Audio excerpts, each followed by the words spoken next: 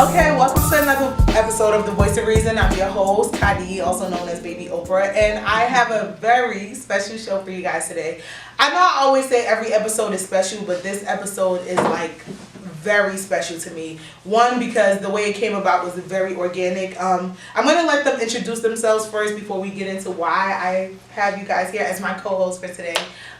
You can start off by introducing yourself. I'm Sabreen Walton. My son is Quadirr. People know him as Qua Louie. He was a rapper in Newark. He passed away. He was actually murdered in 2016. He was shot in the head by a 15-year-old. Wow. So I'm here to talk about his life and to bring what's going on in society, bring it to a forefront, you know, for people to recognize that our children mean so much to us and that this cannot continue to go on. Absolutely. Hi, my name is Rafeeza and they call me Fee. My daughter was Jayla Green. She was also shot in the head last year, January 2019. And I'm just here to, you know, share my story as well. And to really let people know what it is to have a loss of a child. Of anyone, rather, right. Not just a child. Absolutely. I'm already gonna get emotional, but I want to tell y'all what really made me this happen. First of all, shout out to Fee, because I was very hesitant about reaching out to either one of you because I haven't experienced the situation, but I could only imagine how touchy it could be. Mm-hmm. And it's like, I like to have organic, real conversations that I'm interested in. I don't prep for my interviews. I don't prep for this type of stuff. I just like to talk. And I'm like, I'm going to do a podcast, and I like to have real conversations. But I didn't know, like, you know, how you guys will respond to want to have conversations. So it's like, I just followed y'all. And it wasn't, initially when I followed you guys, it wasn't just, I want to get an interview with them. When I hear what you see they both have in common is they both lost their child. They were actually murdered. And coming from Essex County, I'm from East Orange, Newark, Irvington, we're all like in the same vicinity. Who did it? Because they still haven't found a person. But I'm pretty sure they said it was some kids too, like teens or something. But we're gonna get into that because what made me reach out to you guys is whenever I see both of your kids had a huge like impact on the community because I never met either one of you guys, but they were plastered all over my timeline from Instagram, from Facebook, even on Twitter. And usually when I get experience, like when I see stuff like that happening in our community, the first thing I want to do is find the family because for me, it's a way to humanize them. Like, I don't want all these murders we see going on in our town to become normal to me. Mm-hmm. So the first thing I do, I know we see the RPs, we see the friends, we see the bros, we see the sis posting it. Even though I'm sure they're hurting, it's in a way that we're so used to seeing it that it's just like, oh, it's another Tuesday, RP to such and such. And it's just like, you become numb. And for me, it's like, no, I try to find like the direct family, if not the parents, the siblings, because I don't care if 1 million people are murdered. When it's somebody in your household, someone that you birthed, someone that you saw every day, your life shifts.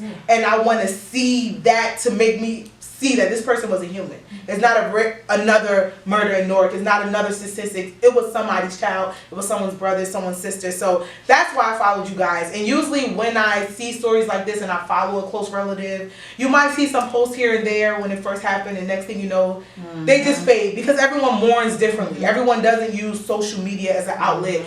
And I know we're experiencing close deaths in my family. It's like the beginning phase is the best part because it's like so much is going on that you're numb. It hasn't hit you. But once like everyone leaves, the light, you know, funeral's over, life is continuing. You see everyone living their best life. After about a month, you don't get no calls. You don't get no more. Everyone goes back to living their life, and that's when it really hits. And to see that you both chose to keep your children's name alive. I know you, Sabreen, you took over your child's Instagram. Literally took over his whole Instagram. Yes. And I'm still trying to get in hers. Oh, really? But you I was actually blessed to be able to do that because he had like a manager that had all this information. Oh, okay. So he actually reached out to me and said, look, Mama Louie, because that's what they called me. Here's his such and such, such and such. So I started like attacking his page, like going whatever, you know, just whatever, trying to bring his name to light because he was somebody that, you know, that meant something. Right. You have to do that. And you did it with your own page like because yeah, I did it with my page because I know she had like the little kids, a big fan base, so I tried to keep posting, you know, just so nobody could forget. Right. You know, and then it helps you too, right? Yeah, it helps me. But now I don't post her as much as I did before because I think it bothers me a little bit more now than it did in the beginning. Right. It does. So I don't do it as often. That's the process. I think it's a process. You go up and down. The highs and lows. What was the thought process to even do that? Like to go to Instagram or social media? Because like we was talking earlier, we say like the area we from, the news is only gonna cover it but so much. It might be a little RSL article and that's it. So social media is the next choice. That weekend, you know, they wanted to film the funeral. It was just ridiculous, and it was like, no, this is not a show. Like I've lost my child. I don't want nobody filming anything at no funeral. Right. Like, where's the respect? It was just a circus. I had so much people coming out to me from all over the place. Like, and I think it was just. With that, you know, that helps because it shows that, you know, people do care. They do want to see this, you know, situation. And be there for you. Well, at least for me, but with my son, because he was rapping and he was getting his name out there and he was becoming this person, I had to, like, even when he was in the hospital, when he got shot, he actually got shot in 2016, like I said, it was May. And he was in hospital for 4 days, so he didn't die. So I had to see all of that. I had to be there and go through that. Can we talk about like what that was for you guys? Just not even from a mom standpoint, but like a spiritual. I experienced that with my dad, but a spiritual standpoint. As a child, with a child. Yeah, it was just a mess. I'm telling you, I had to. It was to the point to where I had to stop people from coming to the hospital and not only that. They was recording me in the lobby as I was meeting people downstairs, putting me on Facebook, doing things like that. It was just like no privacy. Right. It was just. Was it like the people that like friends of theirs and stuff? Friends of her. His was friends. Friends of mine that like. I was literally taking their phones for the simple fact that Qua Louie is Qua Louie, but I don't want him in this aspect. Right. I don't want people to remember him this way. This is an intimate moment. This is his family moment. That's that. And who wants to see I don't want to see. I don't want to see it. I'm glad y'all said this because this is another reason why I like to follow the direct family because I don't want to say I've lost classmates of mine when I was young in my teenage years, and I honestly feel like for children, like teenagers, they don't really grasp what is happening. So to them, like, I don't want to say they don't care as much, but to them, that whole moment of like someone getting killed, especially like in the areas we from, it's glorified and everyone wants to just show how much they're close to that person. They're not realizing like from just a life standpoint what is going on. You know what I'm saying? So that's why they'll record moments like that. So for you guys, like, what was like, I don't even want to say what was the hardest part because everything was the hardest part, but what was that journey like? Like, because both of you had the same experience where it wasn't like an instant thing. You want to go first? It was bad. They was recording her in the hospital bed. Somebody posted her. I'm so afraid of that. She had tubes and all this, and I had to see that. It was just it was a mess. Then even at the wake, somebody posted her in a casket. Oh, no. I had to get people, but they eventually got it taken down. But it was just a mess.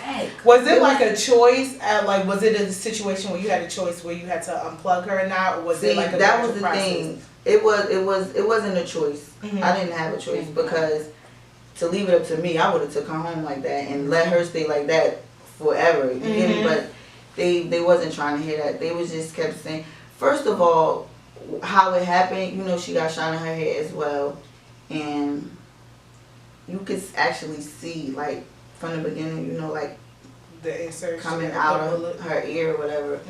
So because it went. They said it went through. I think it went through her ear and came out or something like that. But they were saying that they couldn't do anything at first. And I was just like really going through it. Like, what you mean you can't do nothing? Like, you need to be trying to do whatever you can to save my child. Like, So now they didn't even have her. Like, they didn't rush her straight to operating room. They had her like downstairs, and they told me that they was waiting to clean the operating room. Stuff like that, you're not supposed to do that. You're supposed to rush them straight to the trauma. So it was just like they just didn't really care. I guess because of her age, she was young. They looked black. What hospital was this? UMD. Sure. UMD. I even punched the doctor in the face. Excuse me. What? Well, I mean, but everybody said she had it coming because she just really like her whole energy from the beginning. All the way up because they see that all the time. Yeah. But she understood it. I apologized to her afterwards. She understood it and everything. She wasn't mad at me because of the situation. She was like, I'm not even mad at you. She was like, I understand. And she was like, I'm not even going to press charges. I'm not even going to do anything. It was just how she kept coming at me. Like, no it was emotion, just it was just like nothing. Like, right. you know Let me ask you, I want to a point where then they tried to say she had some type of brain activity. So it was like they was giving me hope, and then they stitched her up. They stitched her up and did all that, and they was saying they was running all these tests, but I don't believe them. Yeah. I actually think they just let her. I said that too. That's so crazy because not a similar situation, but I lost my dad that way, and my dad raised me and my sisters. We were young, like 20s at the time, and you could tell like the people at the hospital were just like so like these kids are young, we can't tell them the truth, we can't tell them, and they gave us that same spiel, like, okay, he's doing better, so we like, okay, everything is good, next moment, he's gone. So I could only imagine that, but I want to hear, like, because I really think it's just so important for people to hear from the mother's perspective, not just, like, in people in general, but a lot of people in our community who normalize this type of stuff. Where were you when you found out? I was home in the bed. And I usually, that was a weekend. She told me that earlier that day she wanted to go to the candlelight or whatever like that, and I told her it was fine. Usually I'll call her, to see where she at, but I knew where she was at already. And she was with a bunch of friends. Like it was a normal day for us. It wasn't like it was just something, so when I got the call, I had like different people calling me from Instagram. It was just people that never called me. So it was like, then when my mother called me, I had just got out the shower. I had, shower cap on, stuff all on my face. And my mother like, is you at the hospital? And I'm like, at the hospital? No, I thought she was thinking something was wrong with me. So she like, I just got a call. They said Jayla got shot. So it's like, hold up. Like, is this, you serious? Like, my daughter's 16-year-old, she just got shot. It was just like a dream. Like, nah, I'm about to wake up. I had shower cap. I had everything. I rushed out the house. I was crying. I was running lights. I could have been dead trying to get to the hospital, crying, just banging like, no. But I'm thinking in my head, like, she's going to be okay. It's something maybe light. Yeah. But the situation was just totally different, so. Where were you when you found out? I actually just came back from Texas. I was on vacation for like a week before, and I came back from Texas. I went to go see Beyonce concert. I was 2 days before that. Was just whatever, it was Mother's Day, and I came back to work.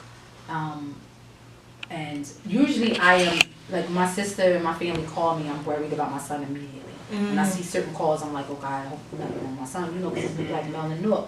So I'm immediately like, oh my God, this day I wasn't. But when I went back to work, I was feeling a little dreary, but it wasn't about my son. It was about, I don't know, I just felt a real bad vibe. I wasn't really feeling myself, and even my coworkers even said that or whatever. So I was at work. I had texted my son, and I told him, I said, because he wanted to go to Atlanta. He was going to Atlanta. He was turning 19 2 months after. This happened in May. His birthday was in July.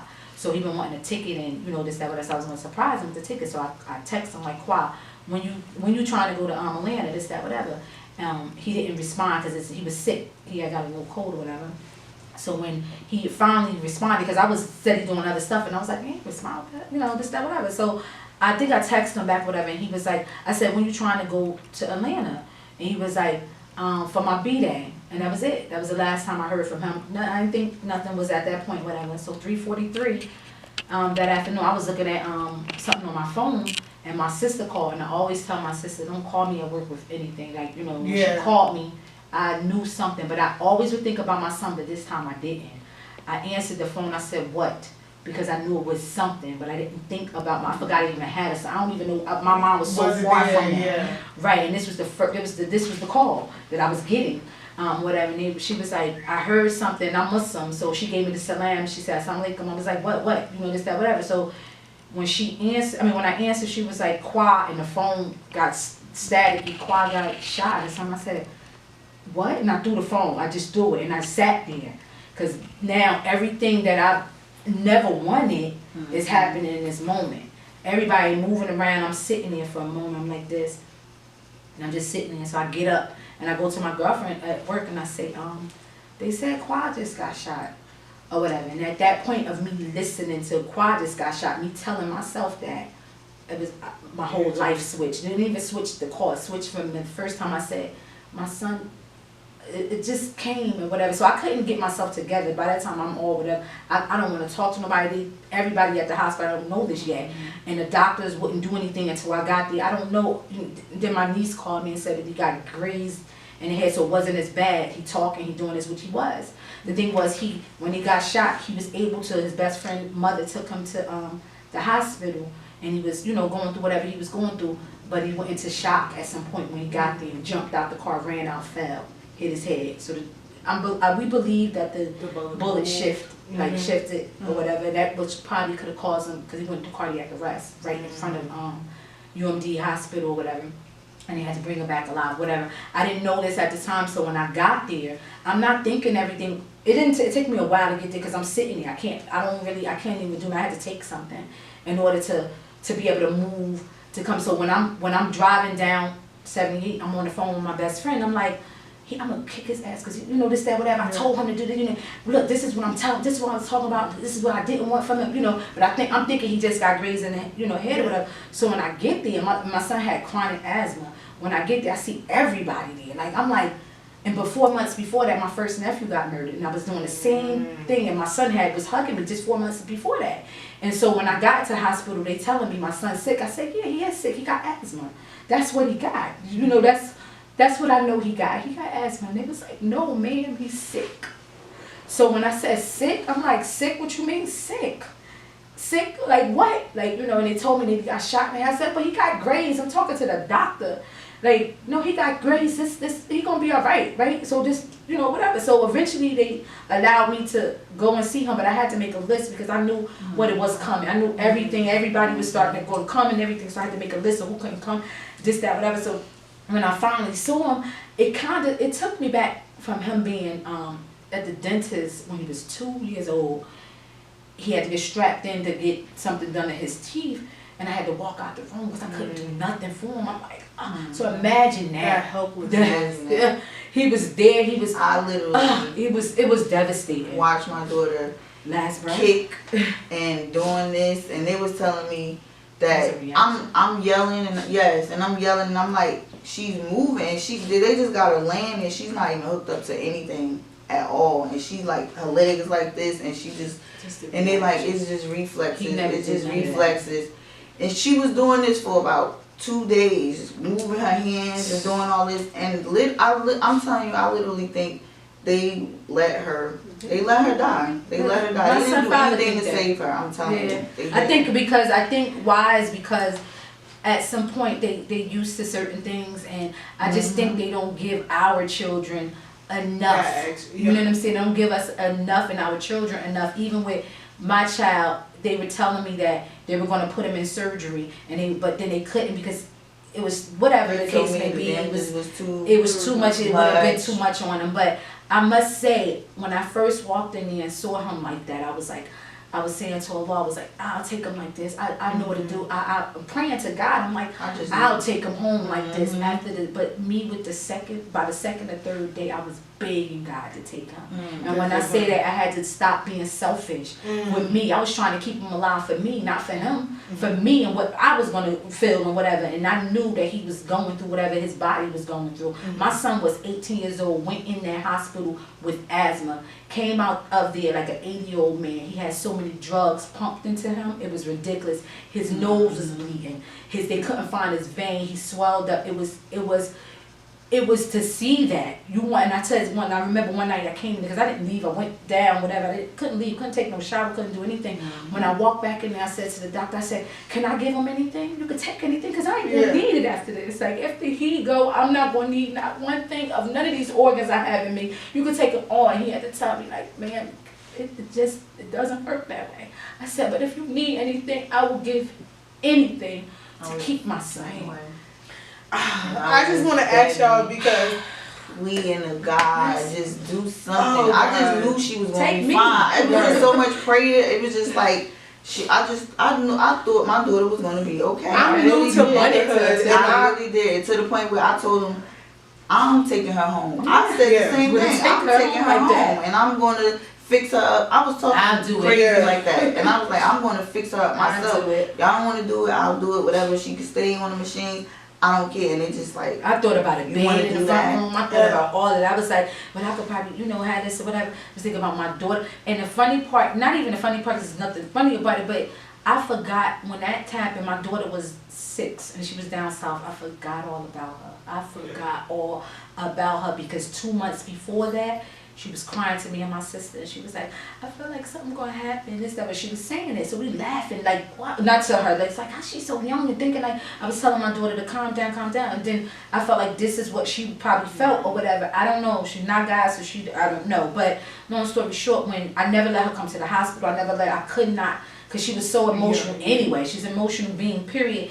And for her to see that, I couldn't. So the day that I remember that I had my daughter, it was the day that I buried him.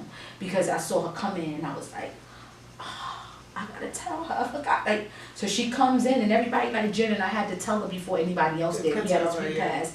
So I'm like, I brought it to me, and me and her father were talking, and I said, she said, "Why everybody saying hi, Jenna? Why everybody talking to me? Why everybody this and why everybody here?" Like, she's sick, so she don't really know. So I said, I pulled her up to the side. I was like, something happened to Qua. She like, what? You know what? And I said, he got shot. She was like, no, mommy, no. And she just went.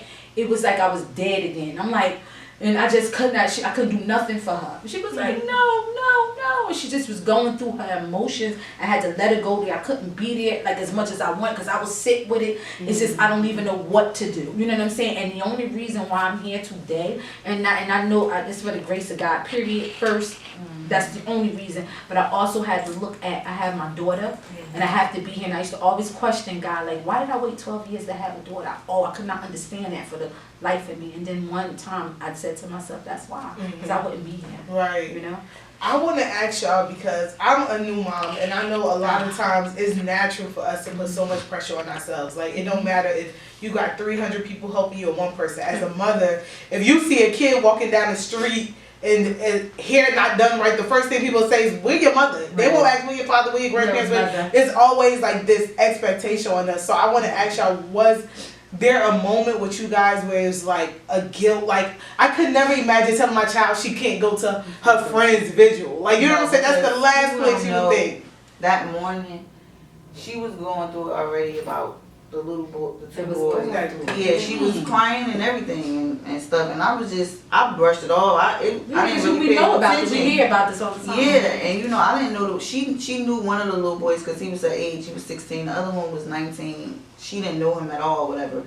And this morning we went to the laundromat. She just had an attitude where she was just like, being a teenager, but she was just, and I'm like, you know what, you could just go home. And we was kind of going back and forth. I was like, if you had an attitude, I was like, you shouldn't even came here, you know. And I'm like, I know you probably going through something or whatever, but don't take that out on what we doing right now. Right. And we continue to go on by our day and stuff. And then I got dressed and she called me and asked me for a ride, but I was already somewhere. So my mother came and got her and took her, and that was the last time I spoke to my daughter. She took us to the visual?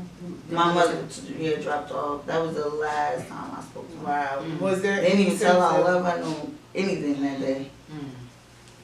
That's crazy because that's how it usually happens.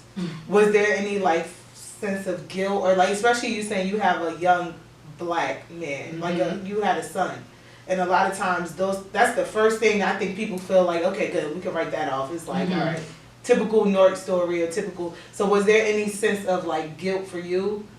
that you battle with yourself? The only thing, no. You know why? Because I did stuff intentionally. Like, I did things to not, just in case something happened. Meaning, I would do my best, and I always pray, and I always say, whatever, if anything happened to my son, please allow me to be okay with what and how I raised him. Please, God, please allow me to be okay on how I raised him. And of course, as parents, we don't know everything. Absolutely. We may think we do, but we don't. And those are the things that I had no control over. Of course, I wish I could have did this. But honestly, it was at a point where I could sleep at night and say, look, I really tried. I was the type of mother. He was Qua Louie. Qua Louie is a big deal in Newark. So he was this Qua Louie, but to me, he was Quadirr. And I used to pop up at his school. He graduated from high school year before.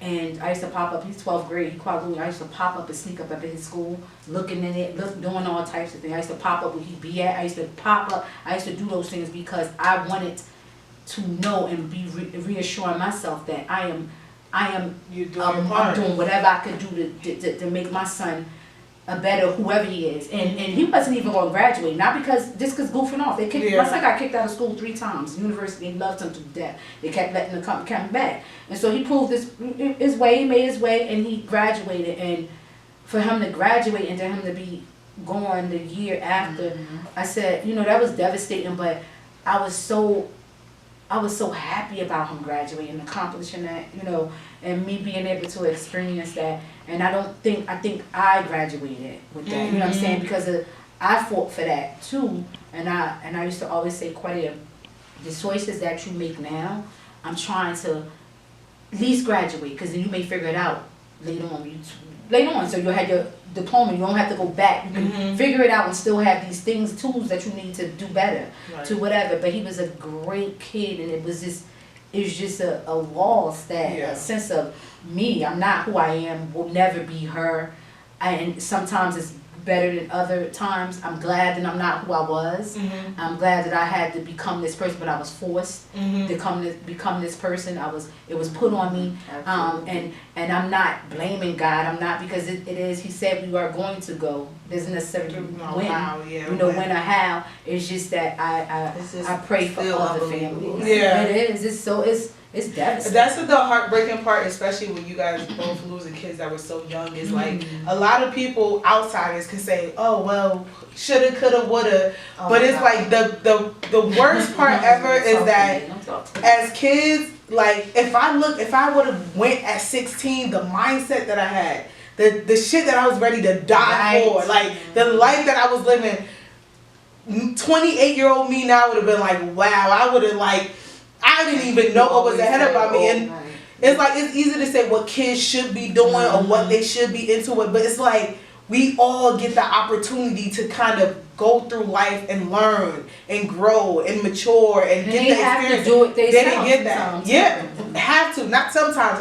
It's like, but so much you can give to anybody, as a parent, as a friend. Starting to look for a job. She was filling out applications and everything. She was just so determined to get a job. She just turned 16 in November, and that happened in January. And the murderer came to take all of that from her. Can we talk about that? I know you said, did they find your son's murderer? Yeah, actually they did find, we knew who it was, and actually they grew up together. I used to hug him. And tell him I love him. I used to talk to him. He was 15. And it wasn't even really his beef. It was somebody else's beef. He was 15. He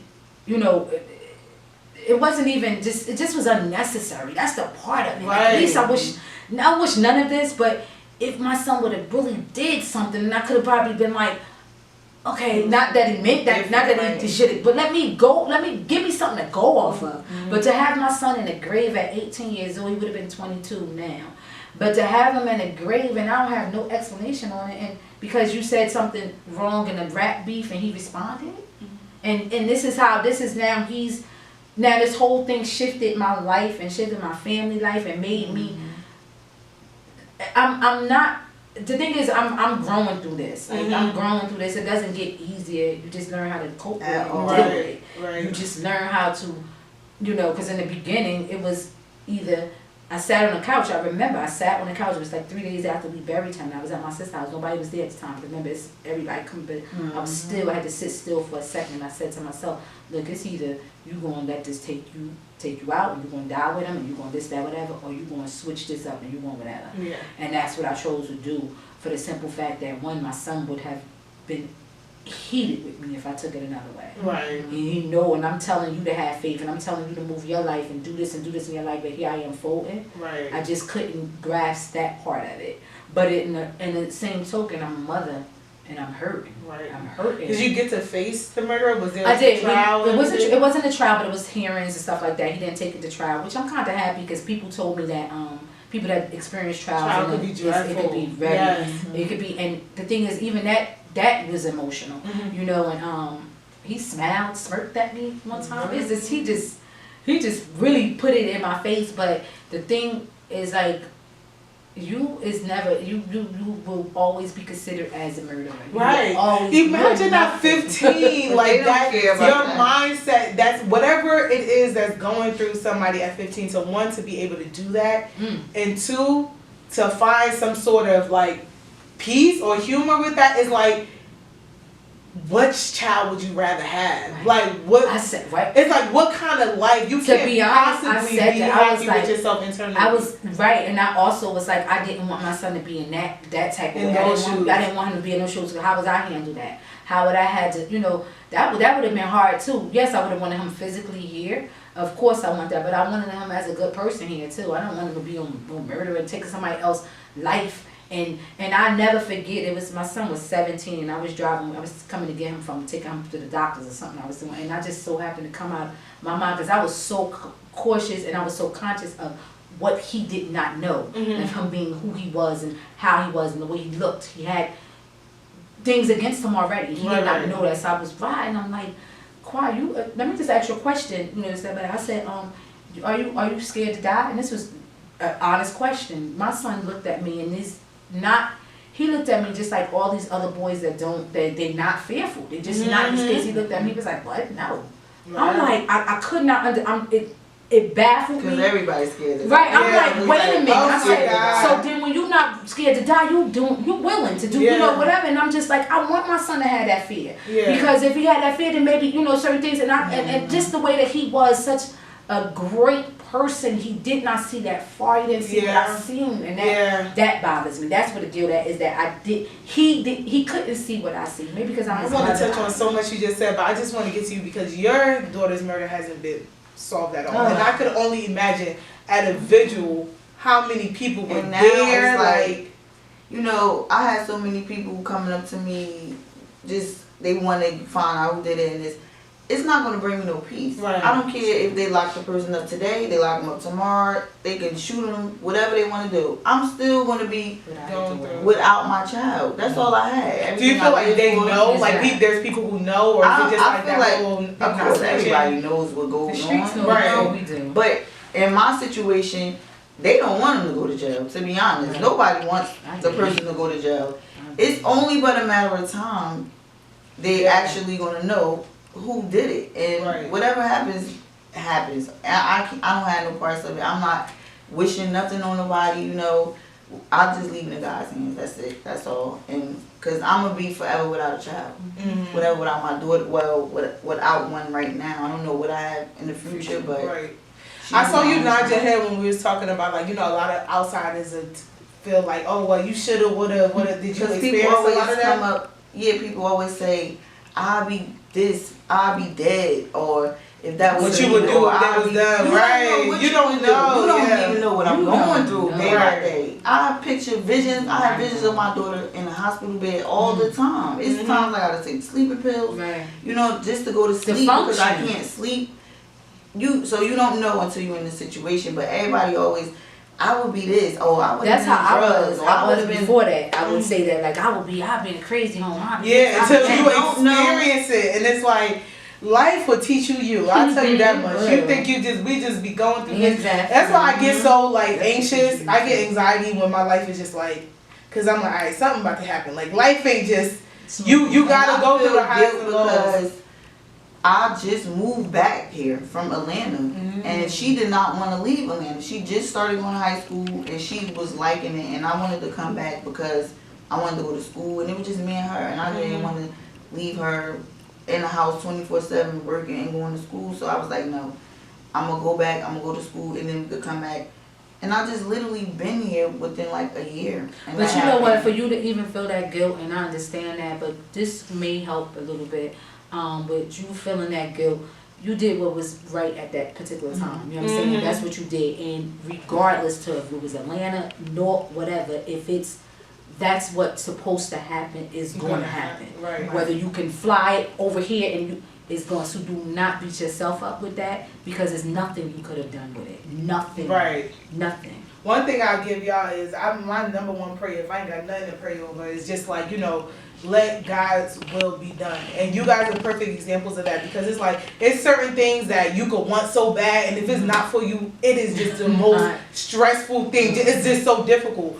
But when it's something that's meant for you, even your lows work out for the best in you. You know what I'm saying? It's like I said, I know too many moms who went through what y'all went through, and not everyone can be in the shoes that y'all in now to even like carry on like I do and keep that kid's name alive. And that's one reason why I'm here. That's one reason why I'm here. If I gotta die like that. keeping my daughter's name in vain, I'm going to do it. That's why I came out with this clothing brand for her, 119J.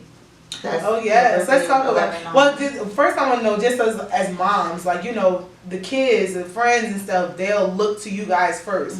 So for you guys, is there like any advice that y'all give y'all kids' friends, or is there anything just seeing their friends and how they're able to carry on? Is there any like thought process that come with that? To be honest, there's really no advice you can give them because this, not saying that you just you used to it, but this is just everyday life. It's just, what advice could you really give them? You can, me and you can walk outside and get hit by a bus. You just never know what's gonna happen. Right. Not saying that, you know, you just have to be a negative person on the street for anything bad to happen. You just never know what's gonna happen. So it's really no advice you can give to that. I mean, because honestly, going to a candlelight visual, I think that scared them kids, and I don't think they want to go to no more candlelight visuals after that. I couldn't believe that. And when you hear her story about going to, you know, a visual and that, and to her daughter life to be taken from that, you gotta realize that this is real serious. That scared me. That made me don't want to go to a candlelight visual. That actually made me, and my son has his, and I don't even want to go to, like, me personally, I'm not into all of that. But I don't even want to be. But it's crazy. That's why I said the main reason why I look to stories like this is because just being from the area, like before you'll think, oh, somebody in the streets, they doing the wrong thing, and this, but it's like literally anything. I have anxiety over getting shot, and I don't know who I got beef with right now. Like I don't got no beef with nobody. I shouldn't even be, you know, sensationalized or afraid of something like that happening to me. Like me personally, I thought it probably. I thought my son was either going to be gunned down by cops. Not that I wanted my son to be any of it, but the fear, as a mom, But as a mom, you think of all these crazy things. I thought he was going to die from asthma because he had real bad asthma. So I thought all those things. I thought the streets too, like meaning somebody was going to come shoot him and stuff like that. But it wasn't in that perspective. You know what I'm saying? It wasn't like some young kid punk really coming up to my son and saying to him, stopping what he had in front of him. Matter of fact, they was looking for him 2 days before that. They was looking for your son? Looking for my son. I saw it in the inbox because they were saying something, and I saw him respond to somebody. He's like, oh yeah, I know, you know, this, that, whatever. He wasn't really, because he didn't fear him. Like, you're like, okay. But to a certain extent, I wanted him to, you know, so now you on your toes. Like, you know what I'm saying? So, long story short, he downplayed a lot with me and his father with it because I was on it. Like, I knew 2 years before my son was going past that he was going to pass. I knew 4 months before when I was at my nephew's funeral, he passed. My sister lost her son, her oldest son, and we was at his funeral. And I pulled my son, and as I was looking at the casket, I pulled my son, because he was like doing the funeral too. I pulled my son over and I said, we're going to talk about your funeral. And I knew, because I knew it was coming. Not that I wanted it, of course. I would have stood there in front of the bullet. Reality. It was just the reality of it, and I was talking to him, and I didn't know exactly, but 2 years before that, I slept. I didn't sleep. I tossed and turned a lot because I knew I would probably eventually get the call or whatever. And when I was in the hospital with him, I broke down with a lot of stuff, but what I really broke down is when the detectives came to talk to me. when I saw them, because I always would say, I don't want no detective's call, I would tell them this, I don't want this, I don't want that. And when they came, the reality of, I am losing my son. My son is dying. Like, I knew that was the end of all. Like, they coming to talk to me about somebody that killed that shot my 18-year-old. That was reality. This is real. Are they even in contact with you still? They came to me about probably 2 months ago. Within like 6 months of it happening, I'm gonna say they came to me and said, "Oh, they still working on it or whatever, but they're gonna find the person who did this, and they're not gonna let this blah blah blah." Nothing. He texted me on New Year's, the detective, and said Happy New Year's. Yeah, they said. And I called them, and I'm like, did you hear anything? Like, what's going on with my daughter and stuff like that? And he was like, I'm gonna call you in an hour. He never called me or nothing like that.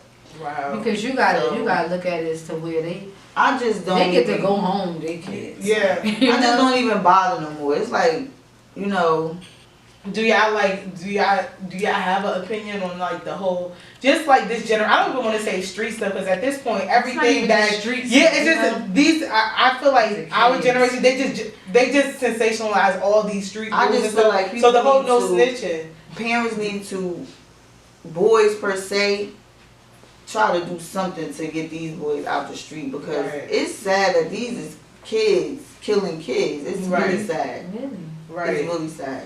And it's not even the older ones like my age. I'm 34. Yeah. You would think it would have been them, or it would be crazy. Now it's younger and younger. It's getting younger and younger. And they don't fear it. I remember the one person that passed away in the high school for me. I didn't sleep for months, and this person was not close to me like that. Right. So just the idea of death, the reality of death, like had me sick to my stomach. They don't talk like that. They don't think like that. And I always, when I would talk like the kids and stuff, I would always say, I think it's more of that they don't understand what forever means. Right. Like, if they get to grasp that and the concept of forever, then maybe they'll shift it a little bit. Forever means that's it. You may be going through this beef, or you may be going through whatever. You don't like this person in this moment, in this time.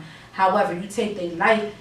Does it frustrate you? Because do you feel like they really, now that you went through it, especially like for boys, you went through it, and you see like a lot of the young kids, they go back to just living how they live and being as reckless. Does it frustrate you, or do you try to talk to them in a way to be like? I do, to a certain extent, and the thing is, I got a lot of inboxes on different guys, young guys. It was like, Mama Louie, the death of Qua made me whatever, and they sent stuff. They graduated, they went to prom, they doing this, they doing that. So when I see that, and I'm they're reaching out to me in regards to my son's death, I'm like, yes. For the other ones that don't want to be woken for this, like they still trying to, they losing their friends all around them. Okay, that's your decision, man.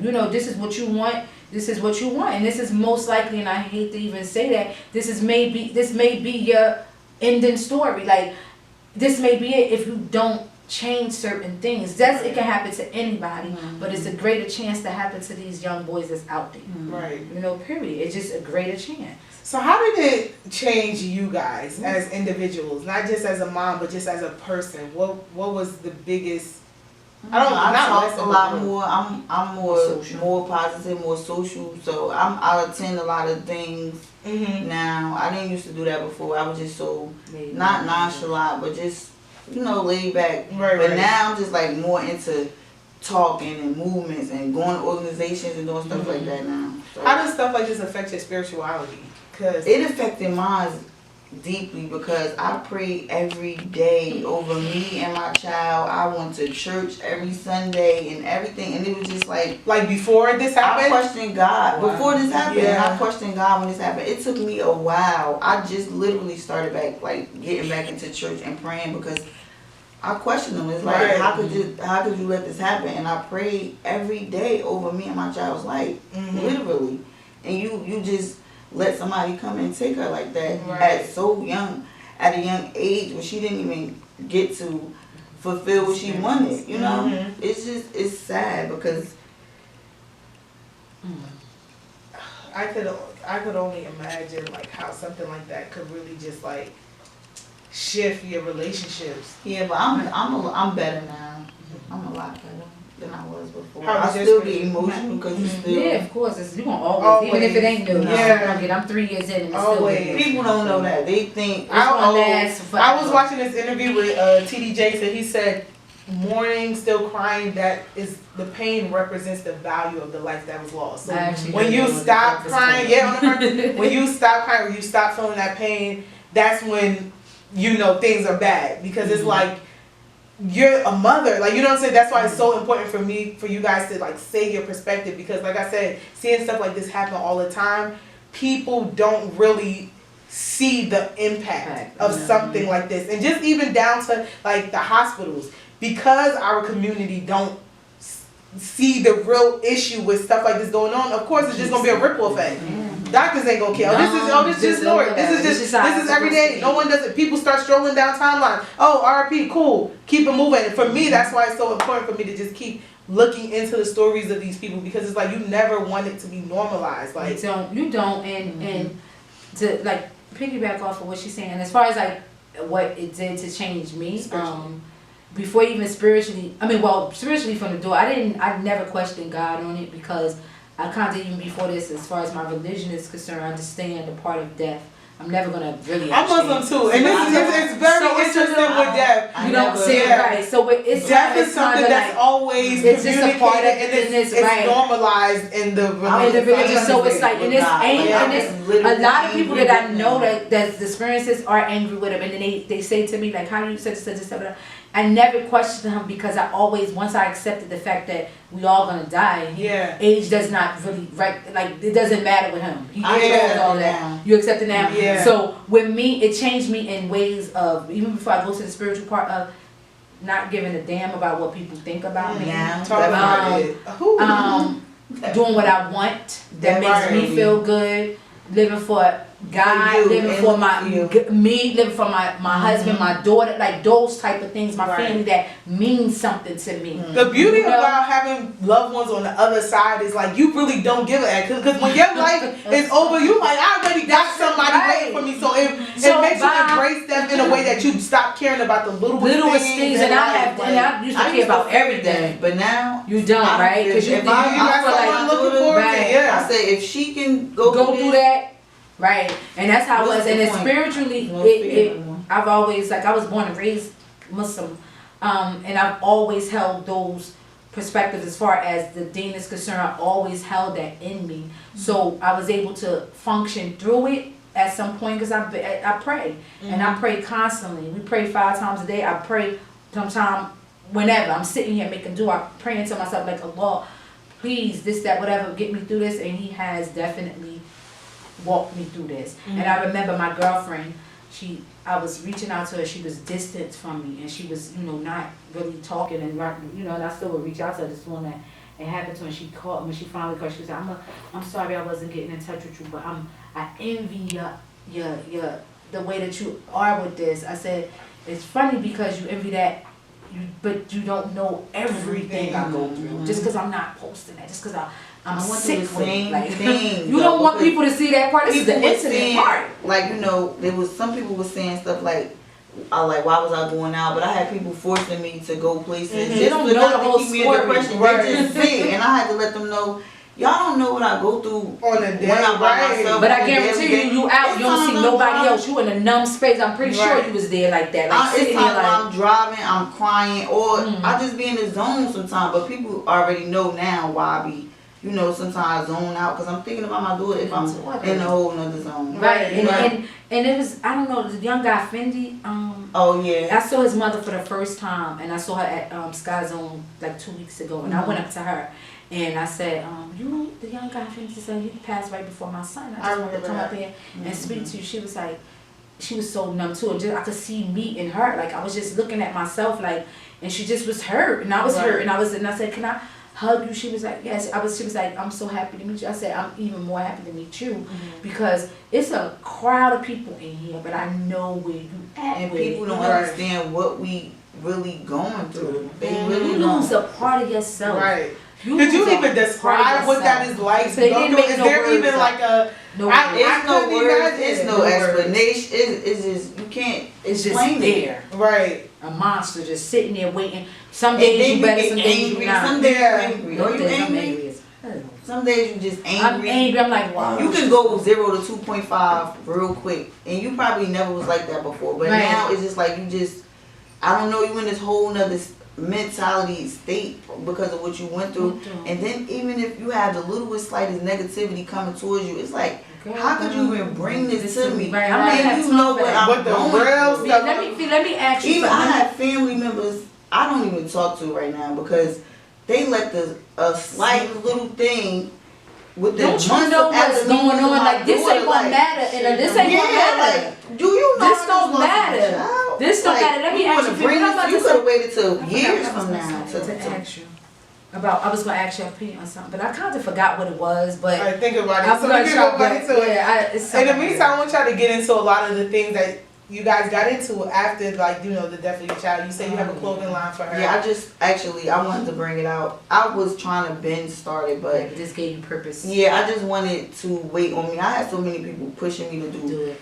this and do that and do that, but I wasn't ready. Right. I said when I'm ready, I'm gonna do it. So I chose the 28th of the day they pronounced her dead to bring out the clothing brand. What's the name of the clothing this brand? month? This Of month. this month. Yeah, What's the name of the clothing brand? 11/9J. Where's Her that? birthday is 11/9. Oh, okay. That was cool. good. And That's Jason. cute. That's Yeah. real good. So what was the meaning behind the clothing line? What does it represent? It's representing as far as you. It's basically for the kids. I'm doing it for the kids. I will have like pieces for adults, but I just wanted something to be able to keep the kids attached to her, like Right. her Yeah. friends. I just don't never want my daughter to be forgotten because anybody could pass and people will just after a certain amount of years, That's you it. don't want nobody to talk about it. I don't want that to be for my daughter. Right. I want Right. it forever have something attached to her. I don't care if it's a piece of clothing. Right. You got it on your body. You It's gonna remember her. feel like You remember? Yeah. Yeah, absolutely. so. That's what Because you have a lot going on. I know you had his page, but then you started your own like page. And I'm I did. actually writing a book. Oh yeah. That's, Oh. I was asked to do that. It's a lot to You it, should but- On your life or It's just a the lot. story? It's basically on my story from the day it happened up until now. It's like life after Yeah. losing a child. Really, Please write the that. I would love support, to read what that you book, going yeah. through, like Right. really how you family. People say you get a lot of family. You get more support outside of Right, your you family. do. You Yeah. do, and I I appreciate have everybody. family support, and I appreciate everybody Right. too. But But you You got would the ones think The that, ones that you would expect, Yeah. or like you would expect Right, everyone's support. absolutely, Yeah. absolutely. right.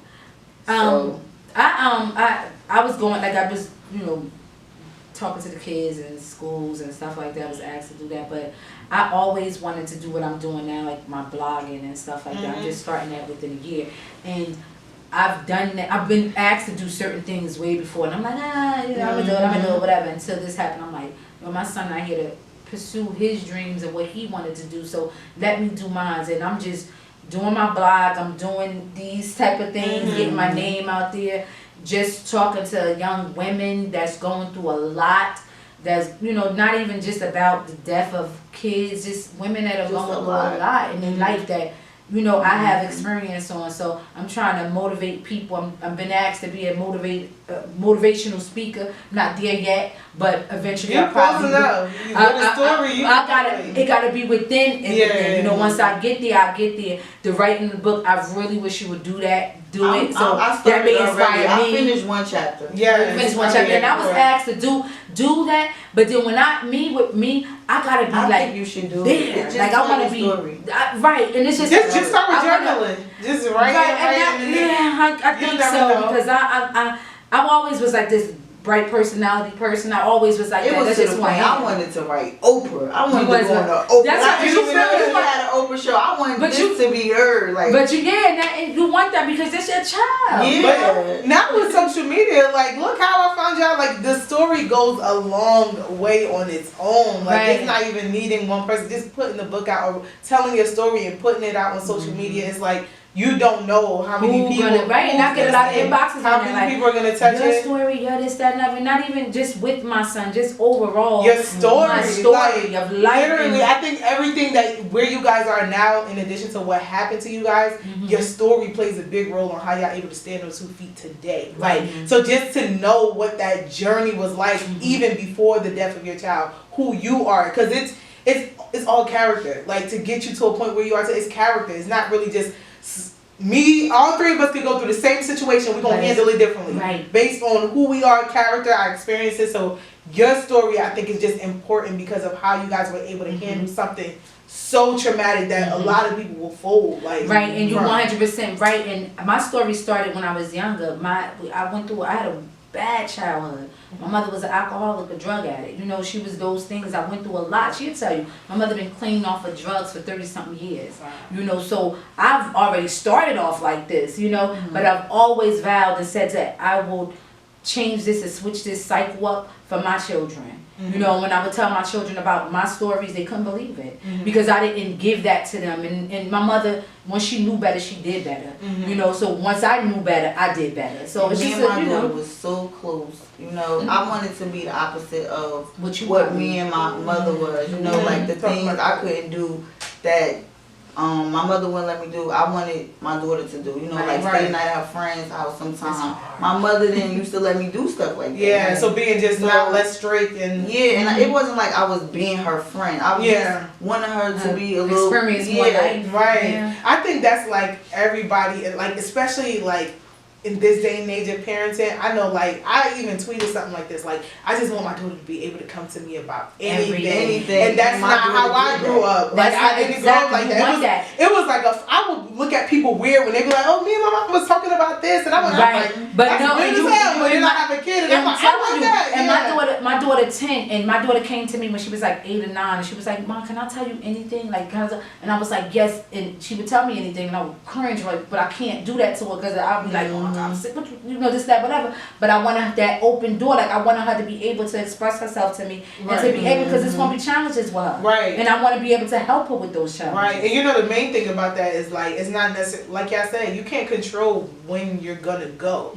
But just even creating that experience, I could only imagine if I would have met y'all kids the way y'all chose to raise them, gave them a fulfilling enough life to, you know, imagine if, like, you know, other people didn't get that same level of wisdom or same level of comfortability where they can feel like they could pull from their parents. Believe it or not, their life will probably way more fulfilled than some people that's in their 40s, 50s right now that didn't get that outlook. So I think y'all did a great job with that. But I want to know, before we leave off, I want to know spiritual, like, is there way, I'm big on spirituality. I believe in God, but to me, religion is taught, spirituality is felt. It's something you just know. Don't nobody got to teach you. You ain't got to always go to church or go to the masjid to know. It's something you just know internally before you even touch any of those outlets. And I think God give you that. Absolutely. Is there ways that y'all communicate, feel with your kids, even with them being gone now? I'm gonna tell you this. When it first happened, my daughter I was laying in the bed and I couldn't sleep, and then she was on the side of me. It's true. She was standing and she had wings on her back. She had a coat on that I bought for her that was like, she was like 3 or 4 years old, the same coat. And she was standing on the side of me, and I started talking to her, and I'm like, are you okay? And I'm asking her, what happened? Like, what happened to you? I wanted to know what happened to her from her. And she didn't say anything. She was just staring, not just looking at me like with a like a distraught look or something. I woke up. That was second time. It happened 2 times to me. Wow. It happened one time like that. I was laying on a couch. I was literally laying on my couch, and I would never believe people that say that, this, that, whatever. But you know, whatever. I was laying on the couch, and I felt like I literally moved over so my son could be right there. He was right there. So when I looked up, I got up because I saw him. I'm literally getting up and I'm looking at him, and he there. That's why I see my son. Like I would have never. And he didn't speak either. They don't. He don't talk. And I would They always don't- That's ask real God. though, I because didn't I want had dreams. dreams. I When didn't they want don't dreams. speak, And that's I really said- there. That wasn't a to dream. you. It felt like it was No, right there. I was seriously. woke. But I will always ask You was God woke, not right? to. I was I woke. was woke too. I would always ask Wow. God not to give me dreams because I wasn't ready for them, and I would be always disappointed that I woke up. And I was like, I'm not ready for these, Allah. Please don't give me no dream. My son. People will want those, but I could not. I Yeah. didn't the dreams. The next week, I'm messed up. I'm like, I don't want no dream. I'm sorry, he ain't talking to me. I don't know what's going on. Like I can't. We ain't supposed to interpret them anyway. But it's like I can't handle them, Allah. So don't give them to me yet, please. Yeah. Please. So She I'm alright didn't say a with word it. either They time. talk. She didn't say a word. Wow. I just That goes remember to one show. time I got up. He And was I heard 13 her and too. he came to me. I came to him. He wouldn't say nothing to me. He was little, and I just hugged him and I got up, literally screaming like, I'm sorry. And I was holding him. I felt him. I called my mother like, my homie, I felt my son. It was 5 o'clock in the I morning. say that I felt every my day. son. I say I'm sorry every day. Yeah. I to wish my it wouldn't daughter. have I just be like, I'm so Sorry, sorry. it happened to you, right? Like I'm just so sorry this happened to you. It's unbelievable. Like I can't. I'd rather it would have been me. I didn't know how she probably would have been. And they I say said the that same too. thing How would my too. son How have would never she handled be? What that? if it was The other way Because around, right? he really literally does not give you anything But I you lived can't handle. a little bit of my life. You know, she didn't you live still hers. Mm-hmm. Yeah. But I But I also- wouldn't have wanted her. But I I thank don't know God how she I didn't would. she didn't suffer. I think how her injury impacted her, she didn't Didn't suffer suffer, at all. yeah. Yeah. So I that's feel the like that only was thing my son. I wouldn't I'm- listen. I didn't want to hear it. But Like she my- got shot twice. Wow. And Was her it leg- towards her or was it just like straight? No, it was People just straight. shooting But it was a rumor saying that they thought she was some other little girl or something. Some Still girl. some other little But girl. still, why would you Right. be aiming to shoot at a girl? I don't Oh, understand girl, like, that come or on. whatever. But that's the rumor that it was supposed to be meant for some other girl that looks like my daughter, or they thought was my daughter or something like that. But they wasn't aiming for her. The bullet ricocheted. That's how it even hit her. But all of them got shot in the leg. Even my daughter. Whatever gun they use, it when it hit them, it broke her bones. So her leg, her bones was broken, and when it went through, they said it shattered in her. By the time So I mean, it not like damaged that. a lot of things in her brain. I could talk to y'all all day long. Like I can't. We can thank talk you. all day I long. can't thank you guys so much. First of all, I'm telling so you. sorry that this happened to you. But I just want to say, for me, which I know for a fact, everyone who follow you guys, anyone who heard the story that got in touch with you guys or follow y'all on social media, thank you. Because just on how you guys are handling this and sharing this story and keeping your kid's name alive, it's inspiring. I know your kids are proud of you, so proud of you, because I'm sure, like, if it's anything, especially with death, is you want to live where your name can stay alive. Mhm. I don't care if you die at 2 or 300. Like, you just keeping your name alive, I think it really means so much in this lifetime as it does in the other lifetime. It's So for you just guys so to much do that, more that I had vision. This really changed me a lot. Like it really did. It's forced to change. It's like It's I forced have you so to much change. now that I want to do. the blessing is what y'all, both of y'all, what y'all say y'all learn from it, because it's just like, just these things of fearing what people say, worried about, stressed out about the work, the Worst worst thing. I would have things. been so It's like, stressed out. imagine a life Say just what going they through want, that. like, Like, at the end of the day, I'm You don't know fighting this what I'm whole going battle. through. I'm fighting the worst battle of my life or anybody else's Okay. life. So why your little I gotta get used Whatever. to being by myself. Yeah, now. and that's just if it was me, it was care. my daughter in the car with me. Now I have to get So a she 1 got- bedroom. right. I yeah, have to- everything changed now. I'm back to as though I didn't have a child. Mm-hmm. Right, You and, know, and for the longest, like after this happened with my son, I would feel my son a lot. Like I would feel him, and I would always ask I feel him in God, my please presence allow all the me time. to keep feeling him. To keep, Mhm. I do. I honestly say I still feel him. Now I know he's not here, but I feel his presence, No, his and presence is here. I feel it's here. Like He's him your physically, angel. he's not here, but it's just like. Me personally, I get, and another reason why I'm doing this too is not just for me, it's for other women, other Yes, mothers that are going through absolutely. that don't have the platform. and don't You know, want to speak Or out. don't want to Yeah, speak out, don't don't have a know heart, how, don't yeah. know where to, don't know where to go, don't have people Speak to support out. them.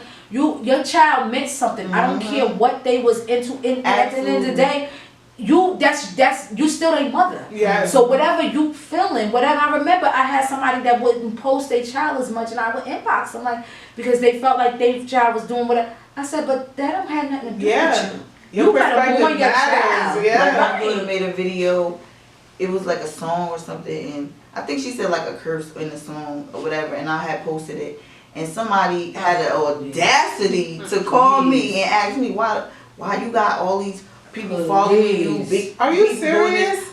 Don't post that. Take that down. I went off on her. I said, excuse me. I said, bitch. Don't tell me what the fuck to post about my daughter. I don't give a fuck what she said. Right. See, I don't care. She could come back. I don't care. Right and say it. You could curse all you want. You could be right here saying following me with news reporter. I don't care. That's especially with the mouth my son had, especially rapping and stuff. They would say stuff like that, but your son was saying it's about. But that's the thing that annoys me because people forget, and I can't say this for everybody. What you expect? 16, when I was in like 10th grade, we was out here. Like, so it's like, I was worse than she was. Right. At that age. And people forget that they were kids at one point. And that doesn't, that's the thing about coming from the areas we come from, regardless of what they into or like the typical kid stuff, that doesn't define them. That doesn't define them. Like, they're still kids. And it's like, this is what they do with their friends. They just out there with my friends. We not around. They not gonna be like how they is in front of us. Like they not gonna do. We didn't do it. Right. My mother half of the time I'ma keep it real. At 16 years old, my mother half of the time didn't know where I was at. Absolutely. I can say I was there, but that don't mean I was there. The difference is I knew where my daughter was at all the time. She didn't have a problem with telling me, asking me, cause she go at her friends. Right, cause she made it comfortable. Yeah, and that's what people don't realize. You never ran away. I ran away. Stuff like that ain't coming out sometimes. Yes, my mother was worried. So stop. That's another thing. Stop saying what you should have, what we could have.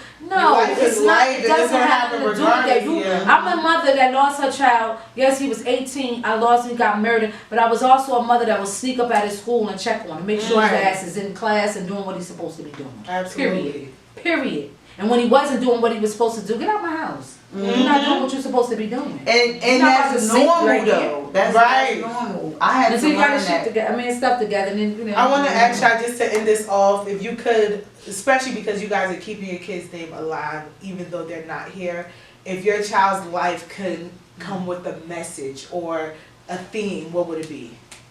I know I didn't hit y'all off guard with this, so I give y'all 5 seconds to think. 5 seconds. That's kind of 2. I would can't honestly answer that. I was waiting for you to answer so I could come. A theme or just a message. Even from yourself. Yeah. Well, if my son was still here. You mean if she still was here? No, just in general. What? Now that they're gone, but you guys are keeping their name alive, what would you say your child's life or legacy represents? If you could, their followers, their friends, the people that are like fans of theirs, what would you want them to? Yes. I mean, happiness, happy. She did things, cheerleading, she did softball. She was into stuff. She was into regular. She wasn't one of them fast little girls that was smoke. I ain't gonna lie, she probably was. I don't know. She was 16, but she wasn't fast. Just one of them fast little girls. But she was into like a lot of kids. So we'll say living your life to the fullest. I think that's so important because as kids, you think we feel invincible. I was just saying this to somebody. Don't be too uptight with your kids. Talk to them. Yeah, talk to them. Yeah, listen to them. You gotta do that. Before you even go into what you were saying, I would personally say, his message or whatever is to live out your dream, do what you want to do as far as your dreams and your goals and those things. Because that's his message affected me. That's why I'm doing it, because of him. So I think that's what it would have been for him, like his life or whatever, because him losing his life, I gained mine in the perspective. Isn't that weird? Right. It's very weird. It's very awkward. It's very, like they say, I don't know what to say. Finding your purpose or something. Like maybe this happened for you to find your purpose. And it's like, why did this have to happen? For me to see this. Is Muslim too. So it's like they talk to me and they tell me, maybe this was a way of you finding your purpose, but it's like, why this way? Why couldn't it be another way? Right. See, that's why some questions we can't we can't. Even if we ask them, it's just not us for us to know because we're on a human level and God is on a I think about stuff like this, and I was just thinking about this even with the Kobe passing. It's like, yo, as much as sucked to this day, I can't even watch videos of like him, but it's like those constant reminders we need in life that this life is temporary and get on it because we get so does. He does. Yeah, he makes. We get caught up in the flesh, like just work it, like. Tell somebody, if somebody say now I'm paying my bills, I'm working, I'm doing this, they think life is made. And it's like, yes, we gotta do things physically to be comfortable on earth, but it's like that's not what our spirit was meant to do. Like we still gotta fulfill our spirit journey as much as we fulfill the physical. Because that's what matters at the end of this. Because when we go up to God, once this is over, we ain't taking. He don't care about nothing else. He want to know how your heart was, what you was doing to better other people, what you doing, what you was doing in life. He don't care about all of this other extra bullshit. That's just that. Tragedy taps into that. Right? You don't just wake up one day and be like, because I was. Today I feel like changing the world. Like but now I do. So it's a tragedy. I don't want you to be like this. You should be like this, and you should be because you feel that like it's just it's so bittersweet that I'm so happy I'm in this space right now, or who I am, or what I am.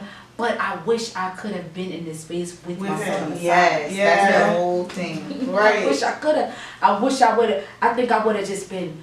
I don't know how I would have been, but I wish I was here, and I wish he could just be here. Like, but he may be better off than me. So a lot of my fears, because I had so much planned when my daughter was here that I wanted to do, like stuff like this, clothing, all of that stuff. But it was like I had fears and doubts of myself. But this just made it like.